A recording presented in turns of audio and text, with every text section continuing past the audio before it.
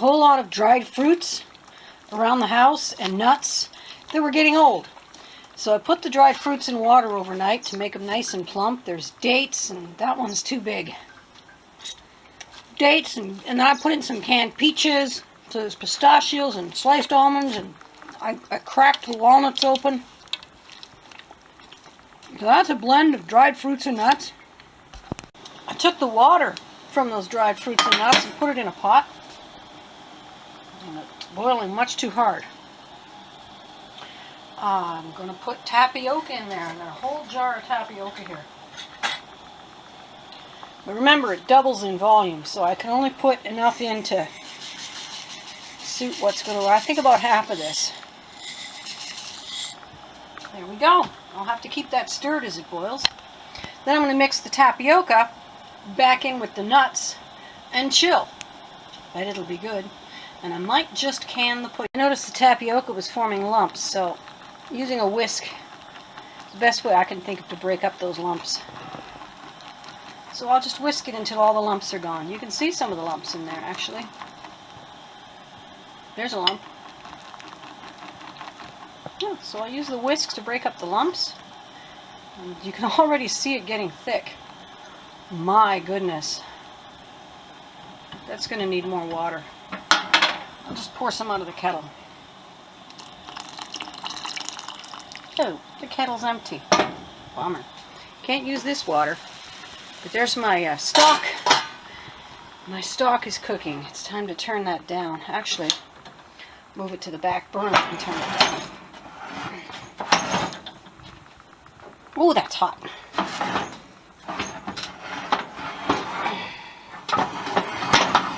There we go. Good stuff. And I know the temperature because I've done this many times. Back to the tapioca. Maybe it doesn't want water. It just wants lots of stirring. Looks like the lumps are gone. Look at how thick it is already. I do know I have to get it to boil and simmer for a little while though. I don't really know how to cook tapioca. All I know is what it should look like when it's done. That it probably can burn easily, that it has to stay hot to do its thing. So, that's what I'm doing. And we'll see what we get. Tapioca pudding with fruit. I think it's going to be a really nice fruit pudding when I'm done. If I had rum, I'd throw it in, but my husband can't do alcohol, so... I've been sticking to the bottom, so I got a flat wooden device, because you can't use metal in these pots, so that I can scrape it off the bottom. It's not fully scraped, but if I keep it moving, I should be able to cook it into a nice pudding without burning. But I'm going to have to stand here and babysit it, that's for sure. Because I only left it about a minute.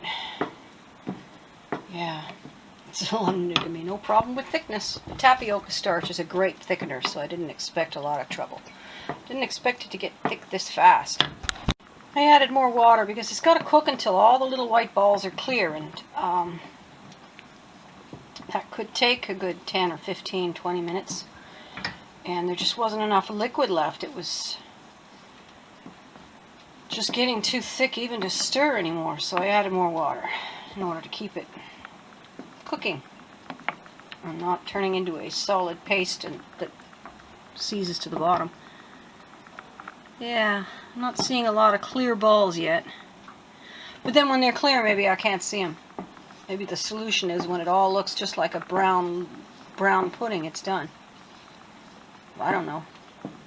Keep it moving. It's going to be boring. I've been tasting as I go along, and the taste is out of this world. Amazing. Sweet and tangy. Indistinct fruity. It's going to be good. Also, no question about it, all the little white spots have to turn clear. The ones that have turned clear have that wonderful tapioca jelly. The ones that are white still feel like undercooked pasta, so when you bite on them. So I have to keep it stirring or it will burn. You hear that? No? So I think it's about half cooked. There seems to be half as many little white dots as there used to be, and they seem to be half the size. And I could see a lot more of the little clear balls showing up. But I think there's going to be a half an hour of stirring when all is said and done, which is about how long you stir when you're making a cream pie. So it's not like asking too much of me. This is not something you just stick it in a pot and go do something else. Just keep stirring. Just keep stirring. Just keep stirring. Scrape that bottom. Just keep stirring. Yes, that's the thing. When you're stirring, you're not only moving it around and mixing it, but you actually have to remember to scrape the bottom of the pot as you go. Because that's where it's going to stick and burn. And if it burns, it'll spoil the whole pot, because the taste of the burned stuff at the bottom will flavor the rest of it. So, gotta work. Added more water again, because it seems to me like if it gets too thick like that, then maybe the water's not going to get absorbed up into the little white areas. It's like starch that needs to get moist. The water needs to get inside it. And I thought, well, maybe the problem is that the water is pretty much all absorbed by the tapioca.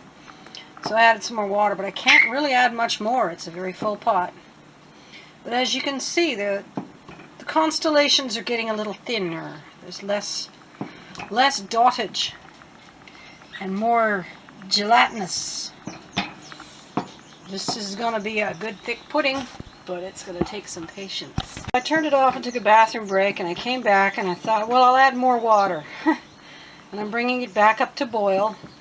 And as you can see, the constellation is much thinner. There's a lot less white dots and a lot more globby bits. So it is cooking. It's just taking a very long time. I think it's been 20 minutes already. I don't know. It's just taking a while. I should have checked the time before I started. It's been almost a half an hour, and as you can see, it's really actually cooking down. But it definitely sticks to the bottom, so I have to keep it moving. It's going to be worth it. Turned off the heat. I'm going to keep stirring it till the boiling goes down, but I figure that's far enough along. Once it's mixed with all of the mixed nuts and stuff, you won't notice those tiny balls. And my arm is tired, and I'm tired, and I've quite had enough. And the feeling that what's left will probably cook down in spite of being no longer cooking. So I'll just keep it going until the boiling stops. And then I'll go stir it in with the fruit. And then I'll let it chill. I think it's going to work. Because there's nuts that you're chewing on, so you'll never even notice that you're chewing on the tiny cores of these tiny little tapioca beads. Mostly you'll just notice the thick, slimy tapioca. When I was a kid, we used to call it frog's eggs, and for a while I actually believed it was frog's eggs. Almost done. It's 20 past 2, and I think I started this at 1:45, so it's a slow process to make tapioca from scratch, but look at that. And the taste using the water from those fruits. Wow. So good. There, you see it was sticking and burning on the bottom. That's important. Look at that. It looks like tapioca. Wow. I haven't had tapioca in a long time, but I've always liked it. I like the texture of it. And what's more, tapioca is actually just cassava root starch, which is absolutely a legitimate paleo food. Wow. So, let me just move that over there. Don't back up, Tom, or Tom's recording for me. Because if you back up, you'll wind up throwing that pot off the counter, and it will crash to the floor and break.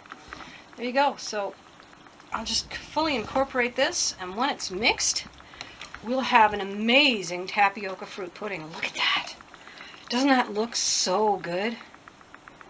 Mmm. It does. That face of satisfaction. It's so tasty. Shows how good it is.